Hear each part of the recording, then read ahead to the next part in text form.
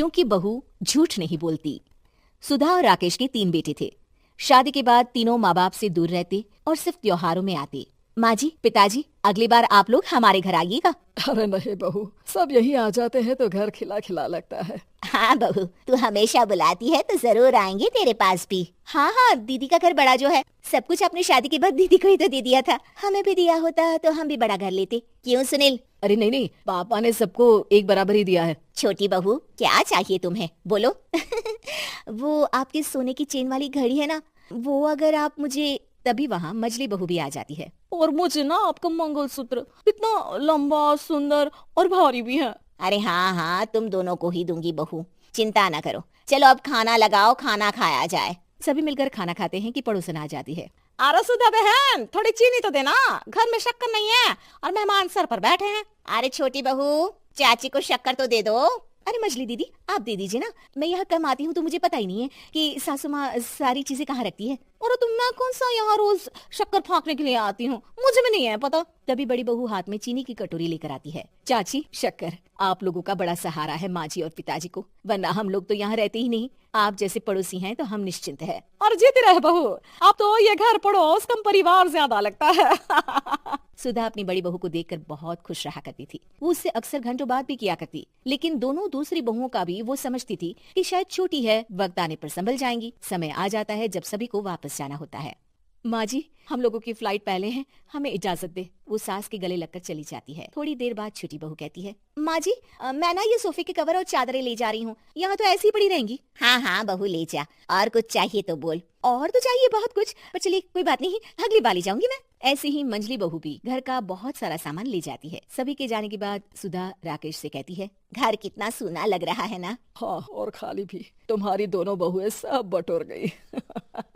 अरे ठीक है ना, हम दोनों ही तो हैं, कितना सामान लगेगा। फिर उन लोगों की नई गृहस्थी, इतना मत सोचा करे। समय बीतता है। ऐसे ही हर साल त्योहारों में सुधा और राकेश के बच्चों की बहू आते और जाते वक्त ढेर सारा सामान पैक कर कर ले जाती। लेकिन कुछ ही सालों में सुधा का देहांत हो जाता है। पिताजी, आप यहाँ अकेले क्या करेंगे, हम लोगों के साथ चलिए। अरे नहीं नहीं बहू, इस घर में सुधा की यादें हैं, मैं उसे नहीं छोड़ सकता हूँ। अब तुम लोगों की माँ नहीं रही। देख लो, वैसे तो मैंने उसके जीते जी सब कुछ दे दिया है, लेकिन कुछ उसका पर्सनल कीमती सामान था जो ये है, ले लो। सामान में होती है एक घड़ी और एक मंगलसूत्र। माँ जी ने कहा था कि वो ये घड़ी मुझे देंगी। हाँ हाँ, पिताजी, माँ ने सबके सामने ये घड़ी सरिता को देने के लिए कहा था। उठा लो सरिता माँ की घड़ी। अब क्या था, छोटी बहू फट से घड़ी उठा लेती है। और पिताजी, ये मंगलसूत्र तो माँ ने मुझे ही देने को कहा था, याद है ना। वो सभी की ओर इशारा करती है। तू भी ले ले ये हार बेटा, कोई बात नहीं। मंजली फटाक से हार उठा लेती है। ससुर बड़ी बहू की तरफ देखते हैं। तुझे क्या दूं बेटा? पिताजी, माँ ने एक चीज मेरे लिए भी रखी है। सभी के कान खड़े हो जाते हैं कि आखिर सास ने क्या रखा होगा बड़ी के लिए। अरे माँ जी तो दीदी से प्यार भी ज्यादा ही करती थी, हमेशा उनसे बात किया करती। जरूर कोई बड़ी और अपनी प्रिय चीज दी होगी दीदी को। और देख लेते हैं ना, वरना तो हम भी बराबर का बंटवारा करेंगे। हाँ हाँ, कर लेना बंटवारा। लेकिन बड़ी बहू, बताओ तो, सुधा ने क्या रखा है तुम्हारे लिए? अभी तो हम लोग यही हैं पापा जी, जब जाने लगेंगे तो बता दूंगी। बड़ी बहू के मुंह से ये बात सुनकर बाकी दो बहुएं सोचने लगती हैं कि आखिर क्या है जो दीदी को सासू माँ देकर गई हैं। दीदी, ऐसा तो नहीं ना कि पूरे घर का आधा हिस्सा माँ बड़ी भाभी को देकर गई हो? तभी वहाँ ससुर आ जाते हैं। नहीं नहीं, ऐसा कुछ नहीं है। मकान तो तुम तीनों का बराबर से है। देखो, बड़ी बहू से तुम्हारी सास ज्यादा जुड़ी थी, न जाने क्यों घंटों बात किया करती थी। पता नहीं क्या देकर गई है उसे। और ससुर जी, आपको क्या पता, चालाकी से पूरे घर के पेपर में साइन करवा लिए हो, या फिर कोई छुपा गहना। आखिर मकान पूरा तो आपने सासू माँ के नाम ही कर रखा था ना।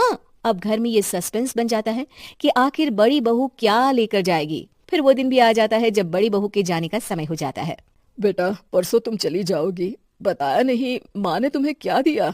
घड़ी और हार जो बेशकीमती था और तुम्हारी सास को सबसे ज्यादा प्रिय था, उसका तो बंटवारा भी हो चुका है। अब तुम्हारी बारी। हाँ पिताजी, आज मैं ये बात बताने ही वाली थी। माँ ने मुझे उससे भी बेशकीमती चीज दी है, और वो है आप। आपसे अधिक प्रिय उन्हें कुछ नहीं था। माँ चाहती थी कि आप मेरे साथ रहें। चलिए पिताजी। बेटा, मेरे पास तो कोई पेंशन भी नहीं है और ना ही कोई प्रॉपर्टी। लेकिन आपके पास संस्कार है पिताजी, जो मेरे बच्चे आपसे लेंगे, तो आपको ले जाने पर स्वार्थ ही है मेरा। चलिए ना पापा। सभी के सामने पिताजी बड़ी बहू और बेटे के साथ उनके घर चले जाते हैं।